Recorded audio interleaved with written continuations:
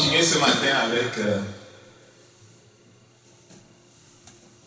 ce que l'ennemi est en train de faire dans l'ombre, mais ce n'est plus tellement dans l'ombre parce que le Père avait promis de chéquer, avait promis de prendre le ciel et la terre, avait promis de faire connaître ce que Satan fait dans les ténèbres, afin que le peuple de Dieu ne soit pas ignorant de ce qui se passe. Et on a vu dernièrement que, il y a, je pense, un mois, on a vu qu'il y a 500 ans, Martin Luther, sur les portes de son église, je ne sais plus dans quelle ville, en tout cas ça se passe en Allemagne, il piquait, il accrochait sur les portes de son église 99 thèses dans lesquelles il appelait comme à discourir tous ceux qui pensaient différemment de ce qu'il avait écrit. En général, dans ce temps-là, lorsque tu devais, tu avais une certaine position sur quelque chose et que tu appelais les gens à discourir avec toi avant la séance de dispute ou de discussion sur le sujet, tu devais comme dire voilà mes positions, et ceux qui veulent comme t'entendre là-dessus en venant devaient se préparer en conséquence, quoi. Donc ils étaient informés c'est quoi tes positions. Donc en 1517, ça fait 500 ans exactement, il mettait ça sur les portes de cette église-là. Et on a vu que c'était comme l'aboutissement d'une sorte de réveil qui avait commencé depuis toujours. De réveil qui avait commencé depuis toujours. Pourquoi? Parce que pendant longtemps, l'Église de Jésus-Christ a été comme combattue par le dragon, combattue par Satan, qui ne veut pas que la vérité soit connue. Et pendant longtemps, même la façon d'adorer Dieu a été changée, la parole de Dieu a été comme mise en otage, les gens n'avaient pas accès à la parole de Dieu. Et il y a une période qu'on a appelée les Dark Ages, je ne sais pas, en anglais ça se dit the Dark Ages, je ne sais pas comment ça se dit en français là. Les bords sombres. C'est une période au cours de laquelle c'était vraiment les ténèbres parce qu'on n'avait pas accès à la parole. Okay? Donc, les gens ont commencé à traduire la Bible dans leur langue et ils ont été pourchassés pour ça, ils ont été tués pour cela. Et lorsque Martin fait ça, c'est comme l'apothéose de quelque chose qui avait commencé, j'ai dit, pendant longtemps et qui a été combattu par l'Église catholique. Okay? Et il y a eu après ça une sorte de réponse de l'Église catholique ou du système en place pour justement stopper ou bloquer ou contrecarrer ce que le Saint-Esprit était en train de faire par ces hommes qu'il avait levés. On a appelé ça la contre-réformation. Et la contre-réformation, on a vu, c'était avec le concile de Trent qui se passe en Italie sur une période de plusieurs années, en comme 3 phases. Et au cours de ce concile-là, l'Église qui ne voulait pas comme se réformer, ils ont comme prononcé un certain nombre d'anathèmes contre les réformateurs et tous ceux qui pensaient que par exemple, on peut croire en Dieu en dehors de l'Église catholique.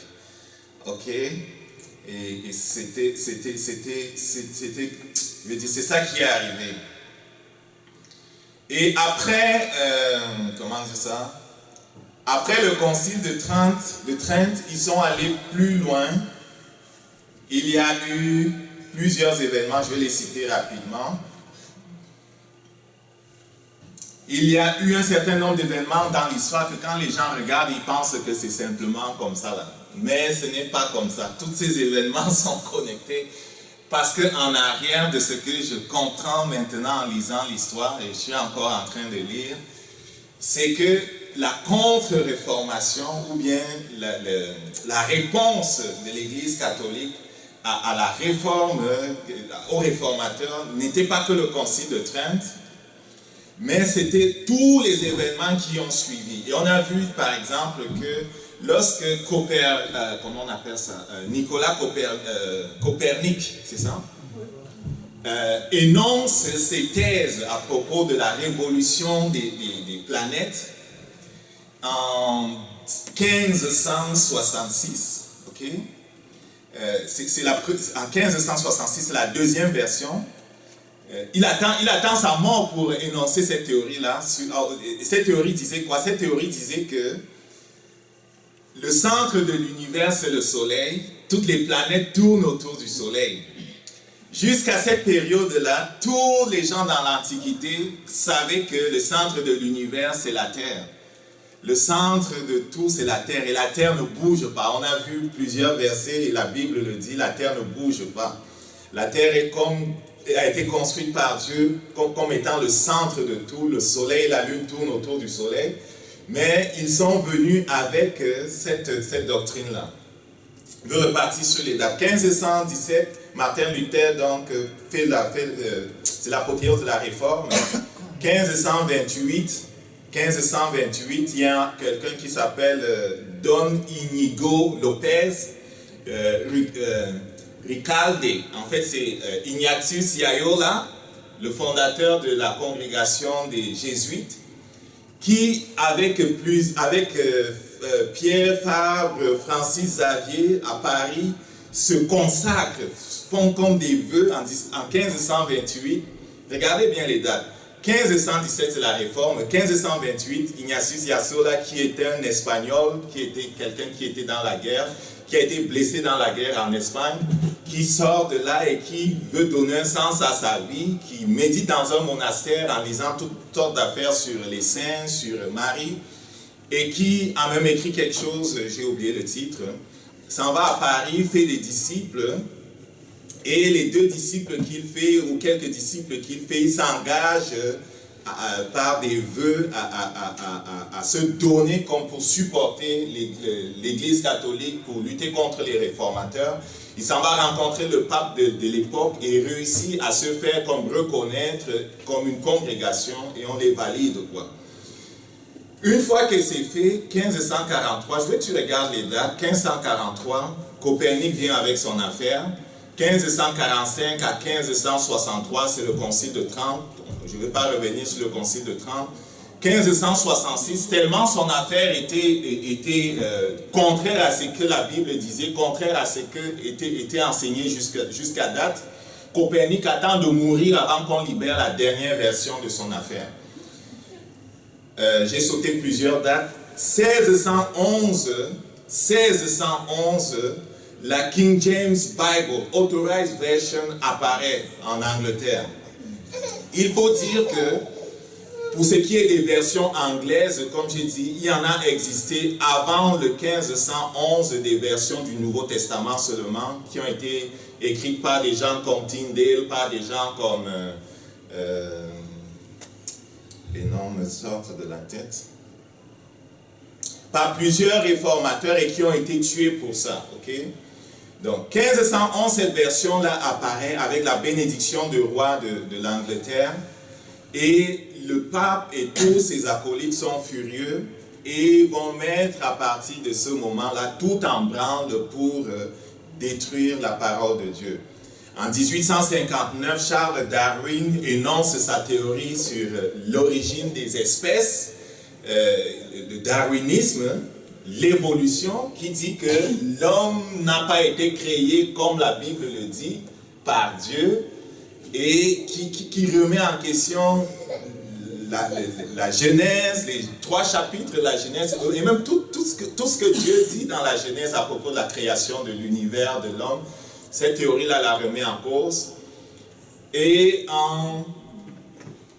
plus tard, il y a des événements comme la Révolution française, la guerre aux États-Unis, les 2 guerres qu'on a connues, la révolution en URSS, et toutes sortes de choses qui sont arrivées dans le monde, qui sont le fait de ces gens-là qui se sont donnés comme objectif de détruire Dieu, de le remplacer par des mathématiques, de le remplacer par des théories, et de s'assurer d'avoir un contrôle sur les hommes. Okay? Pourquoi on parle de ces choses-là aujourd'hui? On veut parler de ces choses-là aujourd'hui parce que ça ne s'est pas arrêté. Amen.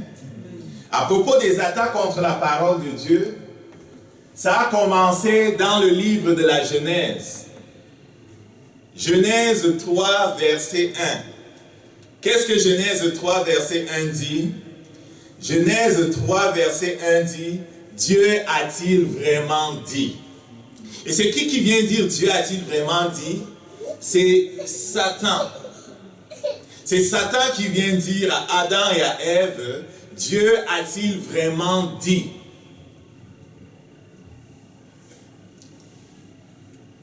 Donc, la remise en question de la parole de Dieu a commencé dans le jardin. Et pourquoi Satan a remis en question la parole de Dieu? Parce qu'il voulait avoir le contrôle sur l'homme. Pourquoi Satan a remis en question la parole de Dieu? Parce qu'il voulait avoir le contrôle sur l'homme, il voulait avoir le contrôle sur le monde qui avait été confié à l'homme. Il voulait séparer l'homme de Dieu. Et qu'est-ce qu'il dit à Adam et Ève? Il dit, vous allez devenir comme des dieux, connaissant le bien et le mal. Il dit, vous allez devenir comme des dieux, écoutez-moi. Vous allez devenir comme des dieux. Il y a une science secrète, il y a quelque chose de caché qui va venir à votre connaissance si vous faites ce que je dis. Et veux que tu comprennes que le discours n'a pas changé. Parce que lorsqu'on entend ceux qui s'en vont dans les choses qu'on appelle la franc-maçonnerie, à tous les degrés de leur initiation, la question qu'on va leur poser, qu'est-ce que tu es venu chercher? Il dit, je viens chercher la lumière. Je viens chercher plus de lumière. Je viens chercher la connaissance. Je viens chercher plus de connaissance. Ils pensent que le salut est dans la connaissance. Tu comprends? Ils pensent que le salut est dans la connaissance des choses qui sont cachées, des choses qui sont mystérieuses. C'est dans les mystères, des religions à mystère.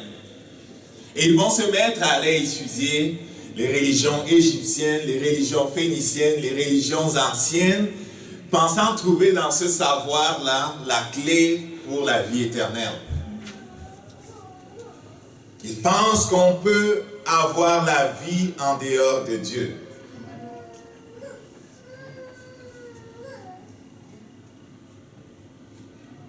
Je vais vous montrer quelques versets.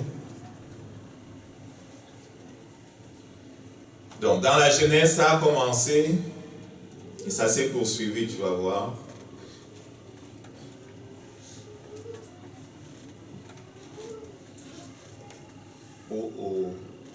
Ok.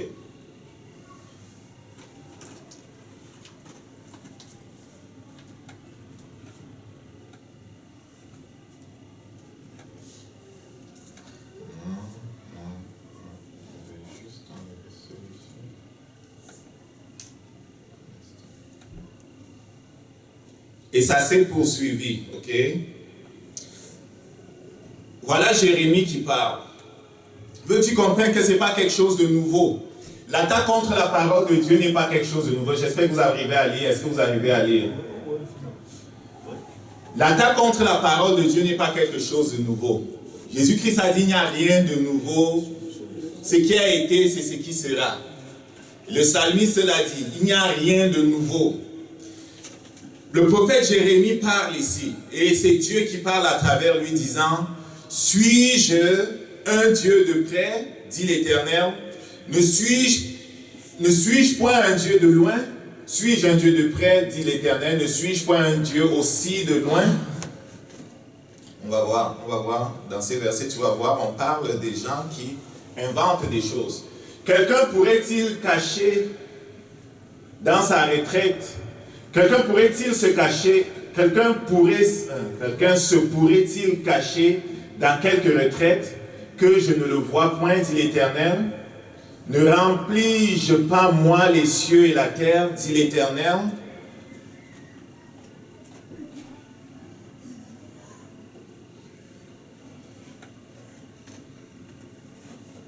J'ai eu ce que les prophètes ont dit, prophétisant un mensonge en mon nom, disant j'ai eu un songe. Dans l'ancien temps, il y avait des prophètes qui disaient des choses disant que c'est Dieu qui a dit. Pourtant, ce n'était pas Dieu qui avait dit. Et tu vas voir dans le livre de Deutéronome, il y a même une loi comme quoi si un prophète dit que quelque chose a dit quelque chose et que cela n'arrive pas parce qu'il a menti, il devait être puni de quoi? De mort. Un prophète devait être lapidé s'il prophétisait au nom de Dieu et à la date qu'il a dit que la chose va arriver, ça n'arrive pas, on devait le lapider de mort. Pourquoi? Parce que Dieu prend au sérieux sa parole. Dieu prend au sérieux sa parole. Et les gens qui corrompaient la parole de Dieu étaient punis de mort.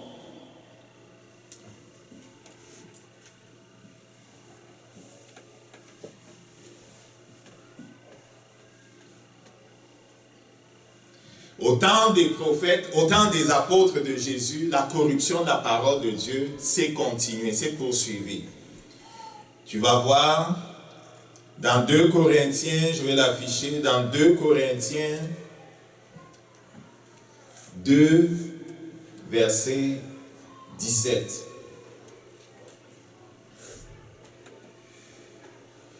« 2 Corinthiens, chapitre 2, verset 17. L'apôtre dit, « Nous ne falsifions pas la parole de Dieu, comme font plusieurs. Nous ne falsifions pas la parole de Dieu, comme font plusieurs. Mais nous parlons de Christ avec sincérité, comme de la part de Dieu, comme de la part de Dieu et devant Dieu. » Il y en avait déjà dans l'Ancien Testament qui falsifiaient la parole de Dieu, qui prophétisaient, qui disaient des choses au nom de Dieu alors que Dieu ne l'avait pas dites. Et pendant que les apôtres étaient sur la terre, pendant que Jésus même était sur la terre, il y en avait des agents du diable qui continuaient de falsifier la parole de Dieu. La parole de Dieu est présentée par le Saint-Esprit comme notre arme, n'est-ce pas? La parole de Dieu est présentée comme notre arme. Et Dieu dit à Josué que médite-la jour et nuit, afin d'apprendre à te conduire selon ce qui s'y trouve inscrit. Si Satan corrompt la parole de Dieu, si Satan falsifie la parole de Dieu qui est ton arme, si Satan induit les doctrines du diable dans la parole de Dieu qui est ton arme, est-ce que ton arme sera encore efficace pour toi? Non.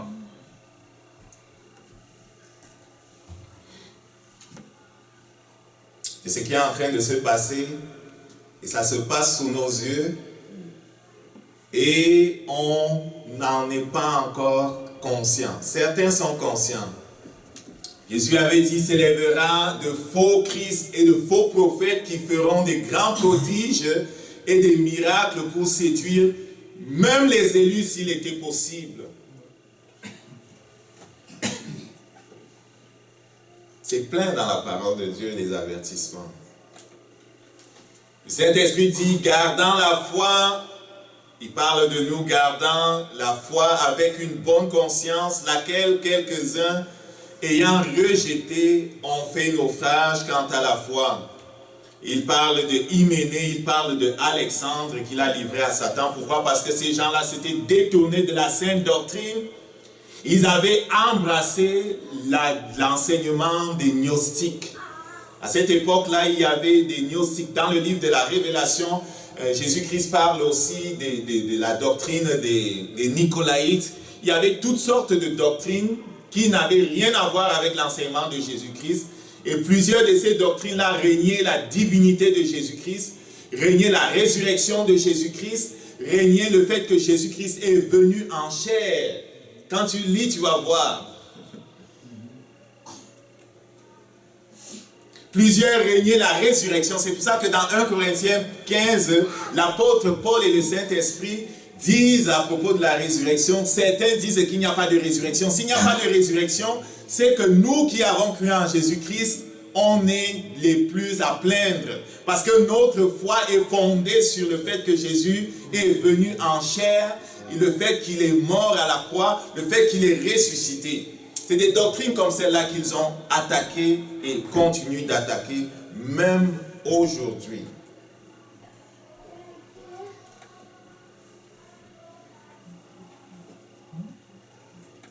Plusieurs séducteurs sont venus dans le monde. Ils ne confessent point Jésus venu en chair.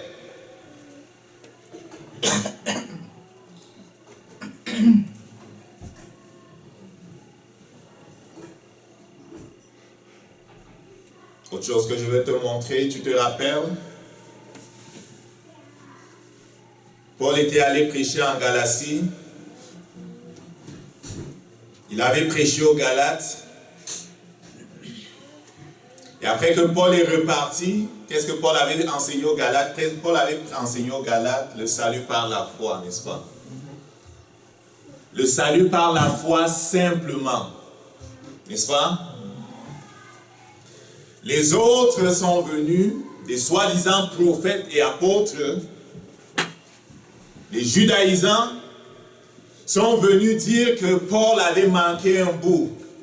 Sont venus dire aux gens qu'ils avaient besoin de se faire circoncire, qu'ils avaient besoin de judaïser. Ils avaient besoin de devenir des juifs. Ils avaient besoin de respecter les sabbats. Ils avaient besoin de respecter toutes les choses traditionnelles que les autres faisaient. Et plusieurs ont été entraînés dans leurs mensonges. Au point où l'apôtre Paul, lorsqu'il revient par cet écrit pour reprendre et corriger l'erreur, il dit aux Galates, insensés, qui est-ce qui vous a ensorcelé pour que vous n'obéissiez point à la vérité? Vous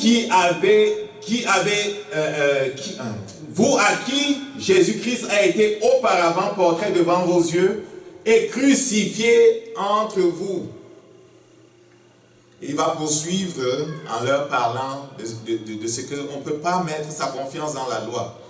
Il poursuit plus loin en disant que si tu reçois un autre évangile, en fait tu reçois un autre esprit. Lis, tu vas voir, je ne vais pas rentrer là-dedans, mais quand tu vois, il dit si tu reçois un autre évangile que celui de Jésus-Christ, parce que derrière un évangile, derrière le message, il y a un message, il y a quelqu'un qui, derrière un message, il y a un auteur, tu vas recevoir l'auteur du message. Le risque pour l'Église aujourd'hui, le risque pour les chrétiens aujourd'hui, c'est que sans savoir, non seulement leur arme a été comme maganée, mais la doctrine qu'on est en train de nous pousser à recevoir, en fait, c'est la doctrine du New Age.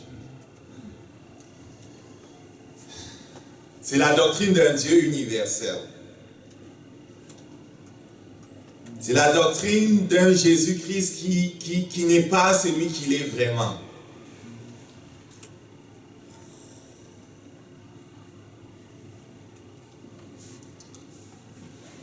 Pour être un peu plus concret, qu'est-ce qui s'est passé? Il s'est passé que les écrits que nous avons reçus là, le Nouveau Testament, il a été écrit en grec. Les Paul et les autres ont écrit en grec. Quelques portions, l'Ancien Testament, il a été écrit en hébreu. Il y a des portions en araméen. Il s'est trouvé que dès qu'il y avait des copies de ces affaires-là, on copiait, Paul écrivait, il dit envoie à l'Odyssée, on faisait des copies, on envoie, après avoir lu, on envoyait ici, on envoyait là. Les copies même de l'Ancien Testament, il y en avait. Le Nouveau Testament aussi, il y en avait des copies en grec. Il s'est trouvé malheureusement que pendant que les copies se faisaient, il y avait qui faisaient des mauvaises copies ou qui faisaient des ajustements pendant qu'ils faisaient des copies. Vous comprenez? Et on s'est retrouvé avec un certain nombre de manuscrits, surtout ceux qui venaient d'Alexandrie. Pour ceux qui ne connaissent pas, Alexandrie, ça se trouve en Égypte. C'est un grand centre c'est un grand centre de religions mystérieuses, de religions à mystère. C'est un grand centre non seulement des religions égyptiennes, mais aussi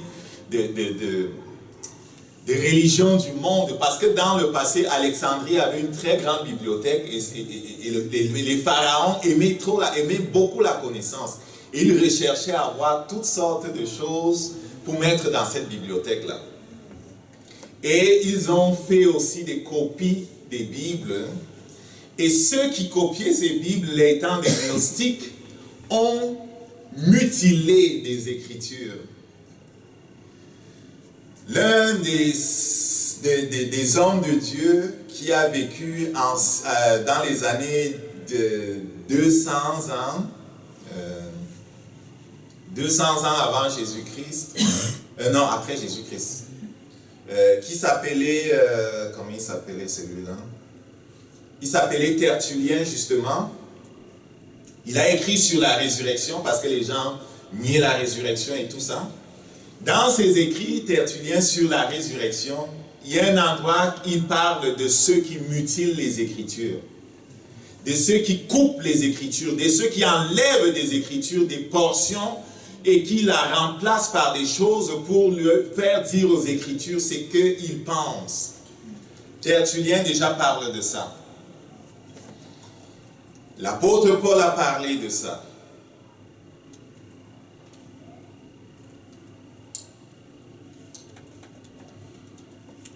Donc,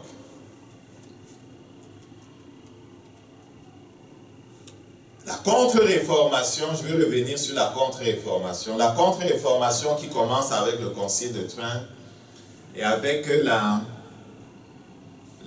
validation de la société des Jésuites, c'est poursuivi par des attaques contre la parole de Dieu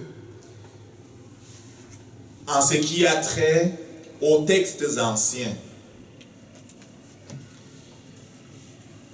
Jusqu'à 1611, tous ceux qui traduisaient la Bible le traduisaient sur les textes qui étaient reçus des premiers chrétiens qui avaient leur base à Antioche. On sait que Paul et l'église d'Antioche étaient comme une église maîtresse dans le temps.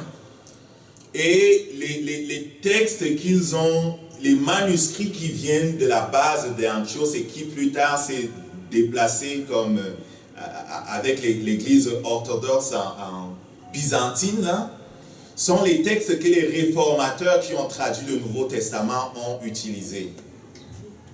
Entre-temps, les ennemis de Dieu ont falsifié des textes et ça s'est retrouvé à Alexandrie. Et pendant que la contre-réformation là se passe, on découvre des anciens manuscrits comme par hasard. Est-ce qu'on comprend ce que je suis en train de dire là? On découvre des manuscrits qui sont supposés anciens. Ok? Des manuscrits qui sont supposés anciens. Sinaiticus, et puis un autre qui s'appelle Vatinacus, c'est en latin. Ça s'appelle comment? On découvre des manuscrits qui sont supposés anciens, je vais rentrer là-dessus plus tard. Et on convainc les gens que les manuscrits qu'ils utilisaient jusqu'à date ne sont pas bons.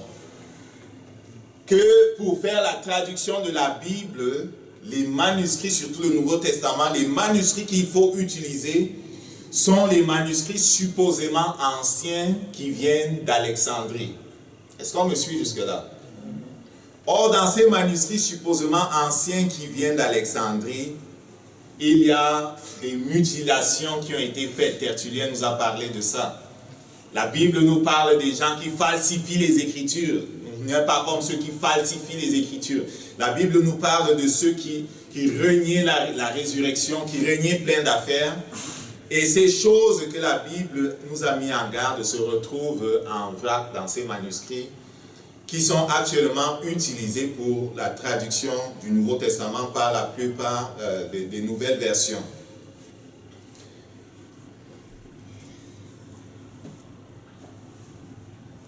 Qu'est-ce qui arrive avec ces nouveaux manuscrits, par exemple? Il arrive que... Il y a un verset que je vous ai souvent lu plusieurs fois ici, là. Je vous ai lu ça plusieurs fois dans le passé. Ces versets-là, si tu prends par exemple, je vais vous montrer. Je nous ai lu plusieurs fois 1 Timothée 3, verset 17, n'est-ce pas?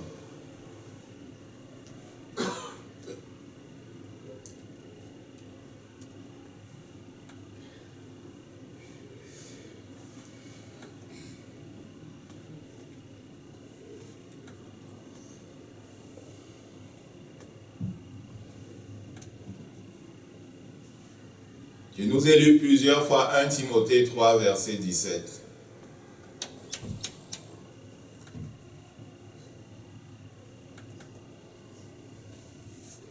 Il dit, sans contredit, le mystère de la piété est grand. Savoir, Dieu a été manifesté en chair. Regarde ça dans ta Bible.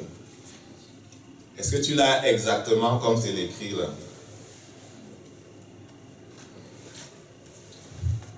Les changements qu'ils ont faits, il y a quelqu'un qui s'appelle, les noms les plus célèbres qui ont fait des changements terribles dans les années 1800, ils étaient de l'église anglicane. Ces gens-là, c'est Westcott et Hart. C'était des biblistes, des gens qui connaissaient le grec et qui étaient dans l'église anglicane. Westcott et Hart. Vous allez voir leur nom parfois quand vous regardez les textes anciens, quand vous regardez le grec, vous allez voir leur nom. Souvent, je ne lisais pas les préfaces des Bibles, là maintenant je les lis pour voir c'est qui les traducteurs, c'est sur quel texte que se base la traduction que j'utilise. Ils ont modifié pendant plus de 18 ans de travail, ils ont modifié les textes anciens pour mettre dedans ce qui leur plaît. Et je vais vous montrer ce qui leur plaît tantôt. On va continuer dimanche prochain aussi. Il y a Westcott et Houghton. Regarde ce verset-là. Ils l'ont modifié par exemple en enlevant Dieu. Dans plusieurs versions, ça va être il. Il a été manifesté, quelque chose comme ça.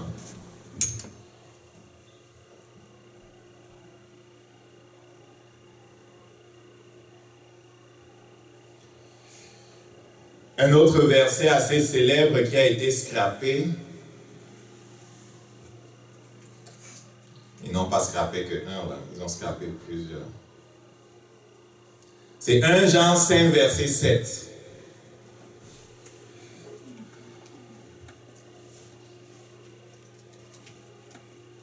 « 1 Jean 5, verset 7. Regarde ce verset dans ta version. « Car il y a trois dans le ciel qui rendent témoignage. Le Père, la Parole, le Saint-Esprit, ces trois ne sont qu'un. » C'est un verset qui nous aide à comprendre ce qu'on appelle en anglais the Godhead. C'est un verset qui parle sans utiliser le mot Trinité. Il parle de l'unicité de Dieu révélée en trois, mais qui est un. Ils ont scrappé ce verset-là, Westcott and Hart. Et dans plusieurs Bibles actuellement, tu vas voir, on va parler de comme Nestlé, Nestle and Allen. Nestle-Allen. Westcott and Hart, les modifications qu'ils ont fait dans les textes qui venaient d'Alexandrie, là, en tout cas, qu'ils ont modifié les textes, ont été repris par quelqu'un qui s'appelle Nestle-Aland. Et actuellement, si ta Bible est traduite à partir de Nestle-Aland, il y a des chances que, si c'est basé sur les textes grecs de Nestle-Aland ou de Westcott and Hart, il y a de fortes chances que toutes les variations qu'il y a eu là, dans les nouvelles versions, se retrouvent aussi dans ta parole, dans la Bible que tu as dans tes mains. Les gaffes les plus grandes qu'ils ont faites sont en rapport avec The New International Version. Souvent, j'aimais à dire ici que waouh, j'aime écouter The New International Version parce que c'est une version qui est comme ci et ça. Mais la gamme la plus grande qu'ils ont faite, c'est avec la New International Version et puis la New American Standard Bible. Plusieurs versions françaises qu'on va te dire révisées, nouvelles, et ci et ça là, sont des versions qui malheureusement s'alignent sur sur leur doctrine, si tu veux. Ok? Regarde par exemple ce que l'on a enlevé. Il y a des versets qu'on a carrément enlevés. Matthieu 18, verset 11. On l'a carrément enlevé de la New International Version. Et dans certaines de nos versions, cela n'apparaît pas aussi. Matthieu 18, verset 11, il dit quoi? Tu peux regarder dans ta parole. Si je le dis, je vais le dire en anglais. Luc 4, verset 8 aussi. Là où Jésus-Christ, pendant la tentation, dit à Satan, « Arrière de moi, Satan ». Ok, le sermon, là où il y a la Luc 4, c'est Satan qui attaque Jésus-Christ, qui tente Jésus-Christ. À un moment donné, il dit « Arrière de moi, Satan ». Ça, on l'a enlevé. Dans Acte 8, verset 37, lorsque Philippe parle avec l'eunuque qui est venu, il dit « Si tu crois de tout ton cœur ». Parce qu'il a dit, qu'est-ce qui empêche que je sois baptisé? Acte 8, verset 34, il dit, si tu crois de tout ton cœur, c'est possible. Et l'autre répond, oui, je crois que Jésus-Christ est le Fils de Dieu. Ce verset, on l'a enlevé de la New International Version, on l'a enlevé de la NIV. Ça se peut que si ça apparaît dans ta version, on va mettre des crochets autour. Est-ce que vous avez déjà lu vos Bibles, vous voyez des crochets autour?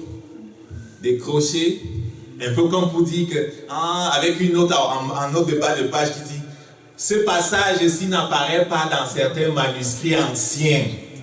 Les manuscrits anciens, là, c'est les manuscrits qui ont été modifiés par eux. C'est les manuscrits qui viennent d'Alexandrie. Prends par exemple Jésus-Christ qui parle à ses disciples dans Marc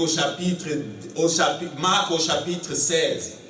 Dans Marc au chapitre 16, ça m'a toujours surpris. Ça avait commencé avec ma Bible, traduction œcuménique de la Bible qu'on m'avait donnée, la Torbe.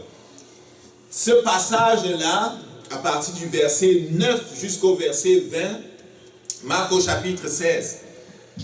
Marc au chapitre 16. Marc au chapitre 16. Est-ce que vous connaissez le passage en question? À partir du verset 9. Comment? C'est ça. Marc au chapitre 16, à partir du verset 9. Ils vont te dire que ça n'apparaît pas dans les versions anciennes.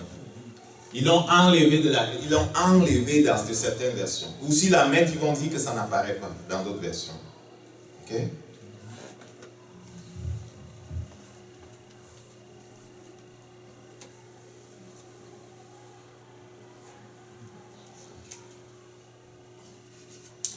Qu'est-ce qui se passe en fait? On va revenir dessus dimanche prochain. Il se passe que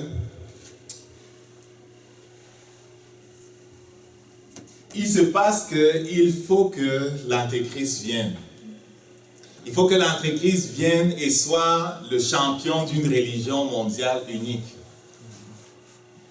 Et la Bible, telle qu'elle existe aujourd'hui, surtout celle traduite par les anciens, suivant les textes qui venaient d'Antioche, les textes qui sont corrects, qui ne sont pas mutilés, telle qu'elle se trouve là, est un point bloquant pour ce qu'ils veulent faire. Pourquoi? Parce que cela est exclusif. Ça dit que si tu ne crois pas en Jésus-Christ, tu ne peux pas être sauvé. Cela parle du péché. Cela parle de Satan. Cela parle de l'enfer. Cela parle des choses qui n'existent pas dans les autres religions. Cela parle des choses qui font qu'il n'est pas possible d'aller vers Dieu en dehors de Jésus-Christ. Et donc, on doit la modifier pour que les autres ne soient pas mal à l'aise dans le contexte d'une religion unique.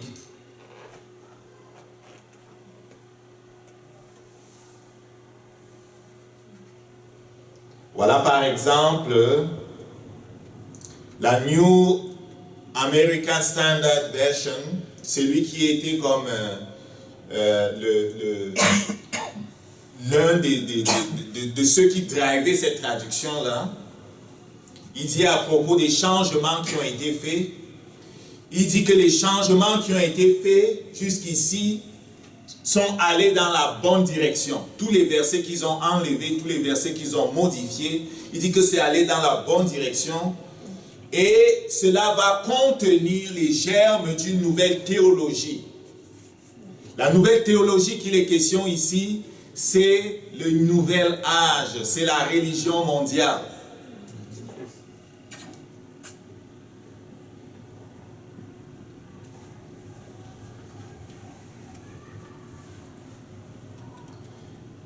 L'éditeur en chef de la NIV, par exemple, dit à propos de la traduction de la NIV, qui est basée sur, je t'ai dit les textes qu'ils ont modifiés, et plusieurs versions nouvelles sont basées sur les mêmes textes, dit ceci,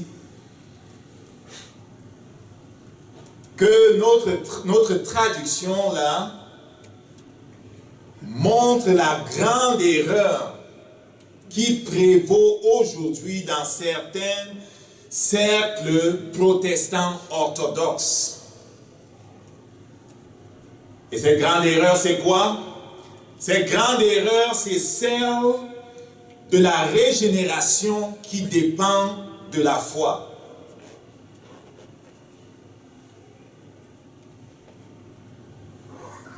En sorte que pour naître de nouveau, il faut que l'homme accepte Jésus-Christ comme sauveur. Voilà ce que dit l'éditeur en chef de la NIV.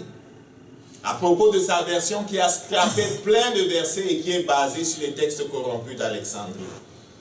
Je veux le dire, j'hallucine quoi. Il dit, notre traduction montre la grande erreur qui est prévalente aujourd'hui dans certains cercles protestants orthodoxes, à savoir l'erreur à propos de la régénération qui dépend de la foi. Qu'est-ce qui a été combattu par l'Église catholique? C'était quoi? C'était que tu peux être sauvé par la foi. C'était quoi le message des réformateurs? Sauvé par la foi. Et il disait sola scriptura. Sola scriptura veut dire, ça voulait dire quoi? Cela veut dire les Écritures seules. Sola scriptura. Je n'ai pas besoin de tous les sacrements. Je n'ai pas besoin de Marie. Je n'ai pas besoin des saints. Je n'ai pas besoin du prêtre. Je n'ai pas besoin du système du catholicisme pour être sauvé.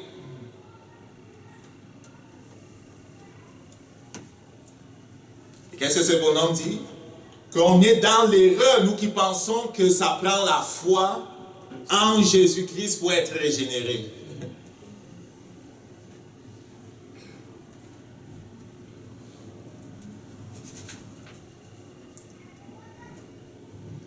Plusieurs de ceux qui traduisent nos Bibles, là, je vous dis, là, et qui enseignent dans nos facultés de théologie, là, ils ne sont pas des chrétiens. Ils ne sont pas des chrétiens.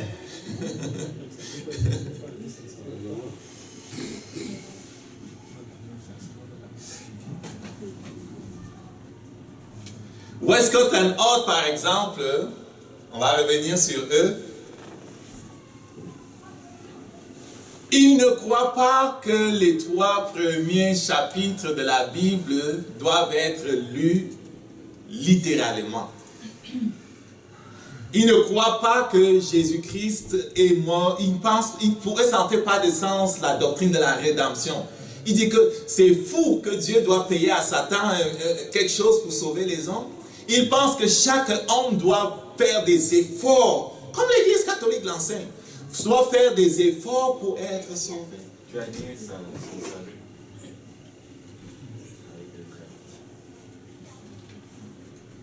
Dans quelle direction ils sont en train de s'en aller? Voici dans quelle direction ils s'en vont. Ils disent, nous sommes un nouveau monde.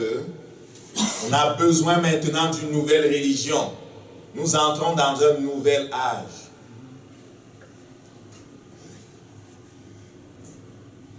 Robert Mueller, le secrétaire, l'assistant secrétaire général, déclarait: je suggère qu'il y ait une réunion des religions du monde.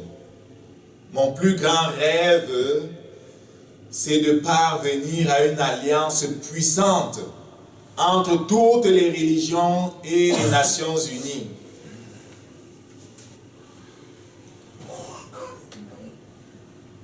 Un monde complètement nouveau, marquant le nouvel âge. Quelqu'un d'autre dit, je prédis que dans notre vie, on va voir l'avènement d'une nouvelle religion mondiale. C'est dans ce sens qu'ils travaillent. C'est dans ce sens qu'ils sont en train de nous pousser. Et c'est dans ce sens qu'ils ont modifié les textes. Et c'est dans ce sens que tous ces textes nous amènent. Une modification terrible qui a été faite, et un étudiant qui lisait la Bible un jour s'en vient pour poser la question à l'une de ses enseignantes qui était chrétienne. Il vient lui poser la question, je vais finir avec ça, à propos de Ésaïe au chapitre 14. Il dit à propos de Ésaïe au chapitre 14 là, ça parle-tu de Jésus-Christ ou ça parle-tu de Satan?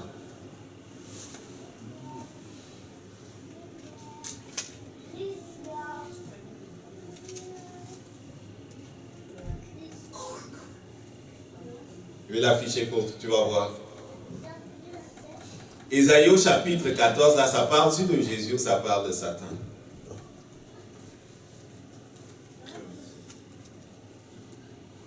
Hein? Quel verset?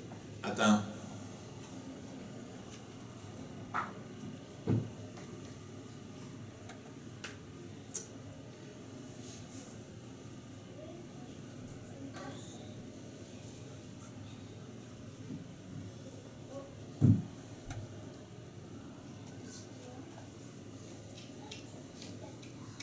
Verset 12.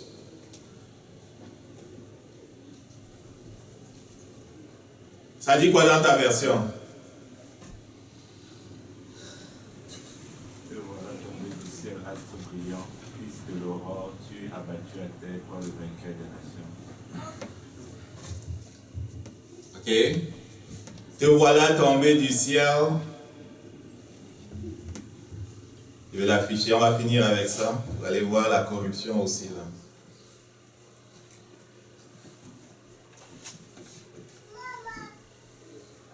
C'est le verset 12, n'est-ce pas?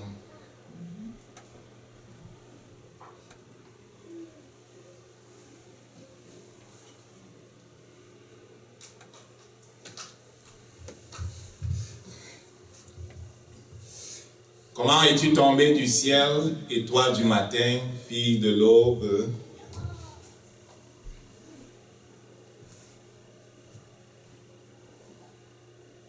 Qu'est-ce qui est scrappé ici?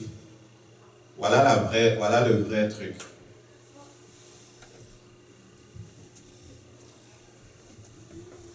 Te voilà tombé du ciel, ô Lucifer.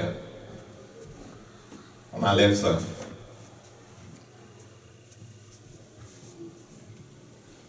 Son of the morning. Ils vont ajouter morning star. Dans l'Apocalypse, Jésus-Christ se présente comme l'étoile brillante du matin, Son of the Morning Star. On vient ici dans plein de versions. On commence par enlever celui-ci. Et tu vas voir dans plein de places, ils enlèvent Satan maintenant. Satan, il n'aime pas trop ça. Il n'aime pas Satan, ils enlèvent ça. Et ils font que Jésus-Christ soit confondu à Satan. C'est parce qu'ils aiment Satan, pas qu'ils n'aiment pas. Ils font que Jésus-Christ soit confondu à Satan. Dans plusieurs places là où il y a Jésus-Christ, ils vont enlever Jésus pour laisser Christ. Parce que l'autre chose qu'ils font aussi, c'est qu'ils prennent nos termes chrétiens, mais ils ont un sens dans le New Age. Le baptême, la nouvelle naissance, ils reprennent ces termes-là, mais ils ont un autre sens. Donc il y a comme une confusion. Et l'élève se rentre dans le bureau de la madame et demande, ça parle de Satan ou ça parle de qui? Tu lis ça dans les versions nouvelles là. C'est comme si c'est Satan qui est l'étoile brillante. C'est comme si c'est Jésus qui est tombé plutôt. C'est comme si c'est Jésus qui est tombé. Est-ce que tu vois ça? Et les gens ont regardé par exemple, là je vais finir avec ça, je vais vraiment finir. Vous avez regardé le film de l'autre là, on l'a applaudi tellement celui-là, qui a fait la passion du Christ. On l'a applaudi, n'est-ce pas? On l'a applaudi, Mel Gibson. Wow. En passant, les catholiques lui ont décerné un prix pour ces films-là. Ce film-là est complètement anti-Jésus, tu comprends? Regarde le Jésus qu'on te présente. On te présente un Jésus, je ne sais pas si tu as remarqué ça. Un Jésus dont l'œil est crevé, n'est-ce pas? Oui. Un Jésus dont l'œil est crevé, n'est-ce pas? Jésus-Christ, après qu'on l'a bâssonné, il apparaît avec un œil fermé, n'est-ce pas? Va lire maintenant dans Zacharie à propos du mauvais berger. Son œil est crevé. Le mauvais berger dans Zacharie 12, 13 et tout ça là, 14, Zacharie 12, 13, 14, son œil est crevé. C'est autant de mélanges qui se font pour que quoi? Pour que les gens soient pour que les gens soient mêlés. Pour que les gens soient mêlés et pour que les gens ne soient plus trop sur les doctrines qui dérangent le nouvel ordre mondial. Pourquoi je parle de ces choses-là? Est-ce que parce que c'est simplement bon d'en parler pour faire polémique? Non. Je parle de ces choses-là pour que l'on prie. Parce que Jésus-Christ a dit, lorsque le Fils reviendra sur la terre, trouvera-t-il la foi? Si la Bible qu'on te donne est corrompue, je suis désolé, ça n'aura pas la puissance qu'on a vu le Saint-Esprit faire avec les réformateurs. Et on a parlé des réveils au 17e, 18e siècle. On a parlé des réveils extraordinaires en Angleterre et en Europe. Ils étaient basés sur une parole qui n'était pas corrompue. On n'avait pas enlevé Satan partout, on n'avait pas enlevé à gauche, à droite des versets. Et la quantité de versets qu'ils ont enlevés, mon ami, c'est comme si on t'avait enlevé 1 Timothée, 2 Timothée de la Bible. La charcuterie qu'on a faite, là, c'est comme si on t'avait enlevé deux livres de la Bible.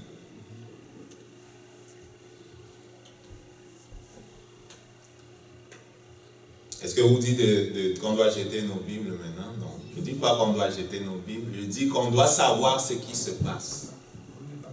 On doit savoir ce qui se passe, on doit savoir où est-ce qu'ils sont en train d'aller.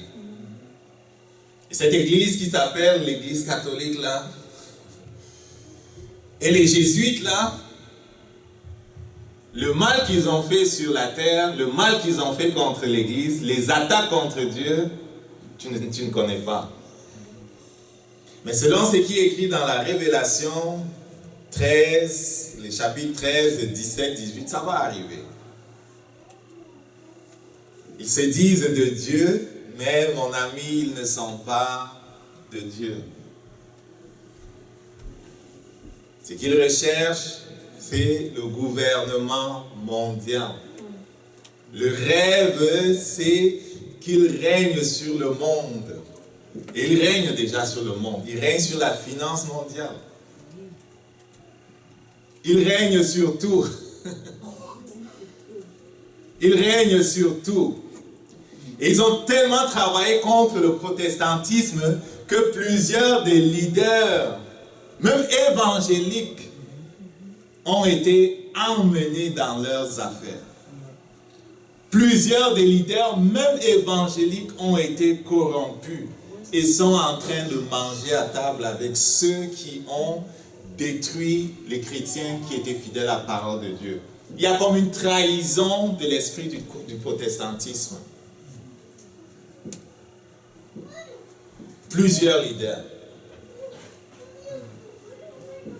Il s'en est toujours défendu de monsieur. Mais j'ai lu un livre à propos de quelqu'un qui était franc-maçon 33e degré, le jour où il était en train d'être inauguré, en train de faire la cérémonie pour entrer dans ce niveau de franc-maçon-là. Il y avait présent à la cérémonie 2 présidents américains anciens, Jimmy Carter et puis, si ce n'est pas Ronald Reagan, c'est que c'est Bill Clinton. Et à cette cérémonie-là, Jimmy Carter était là, il y avait un autre aussi, il s'est dit aussi chrétien là. Il dit qu'il y avait un éminent évangéliste. Et plus tard, quand on lui a posé la question, je ne suis pas calomniateur, plus tard, quand on lui a posé la question, c'est lui qui a écrit sur la déception du 33e degré franc-maçon, cet éminent évangéliste, je ne sais même pas si je dois dire son nom. Non. Tu comprends là où ça se trouve?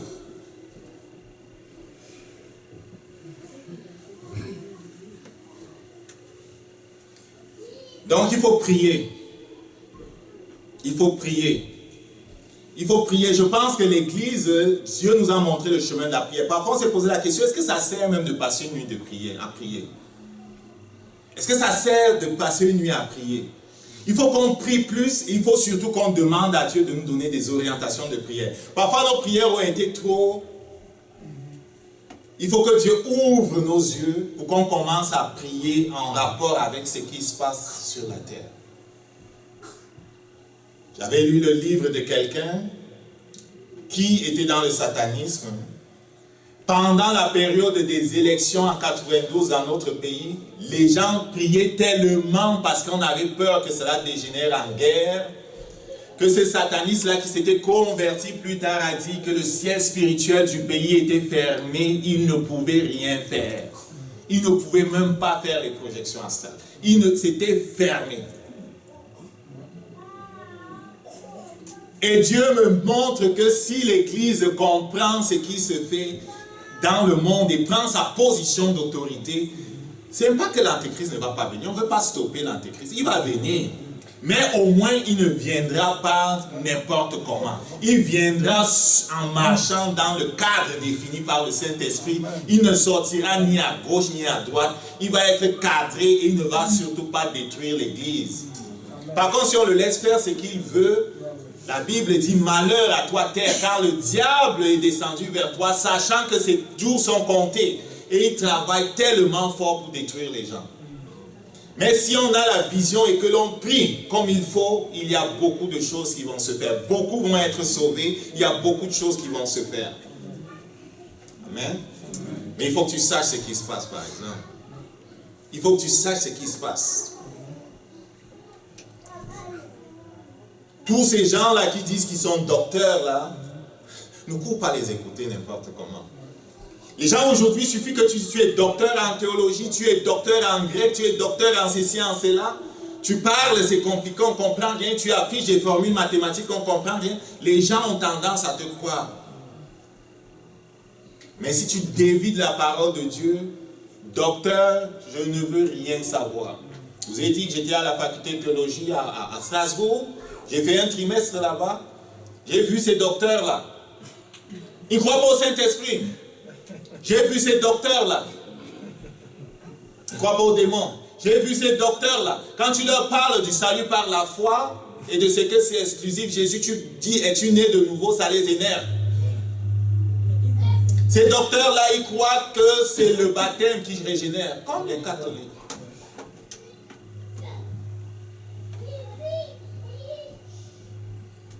On va se lever debout, les amis. On va se lever debout pour prier que Dieu nous aide. C'est un sujet vaste. C'est un sujet délicat aussi. Mais il faut en parler. Ce n'est pas parce que c'est délicat qu'on n'en parle pas. Et je n'ai pas de problème contre l'Église catholique. J'ai juste des problèmes contre Satan.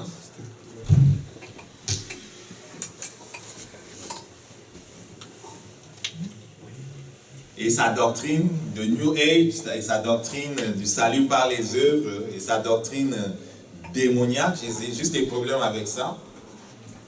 Et on doit s'assurer que l'on connaisse c'est quoi les enjeux, et que quand on rencontre des gens, on s'assure qu'ils ont bien compris ce que dit la parole. Prions que Dieu nous aide. Prions que Dieu ouvre nos yeux encore sur d'autres choses.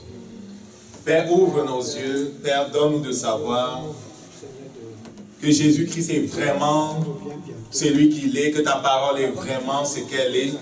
La science, les mathématiques, les hommes, les docteurs de ce monde, avec leur doctrine du New Age, ne vont pas nous faire croire autre chose. Nous croyons ta parole est vivante, ta parole est puissante, ta parole a créé les mondes.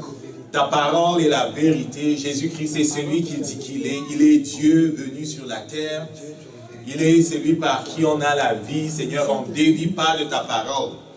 Honte à ceux qui méprisent Jésus. Honte à ceux qui ont tracé toutes sortes de voies, Seigneur, pour le salut. Honte à ceux qui créent une nouvelle religion pour emmener un plus grand nombre loin de toi. Merci pour l'œuvre de ton Saint-Esprit. Nous prions, Seigneur, que cette Église puisse savoir ce à quoi tu l'appelles et que chacun de nous puisse comprendre et savoir ce à quoi tu nous appelles. Nous soumettons à toi, tu es notre Dieu. Que ton nom soit béni, Père, au nom de Jésus-Christ. Toi, qu'est-ce que tu dois faire? Attache-toi à la parole de Dieu. Attache-toi à la parole de Dieu.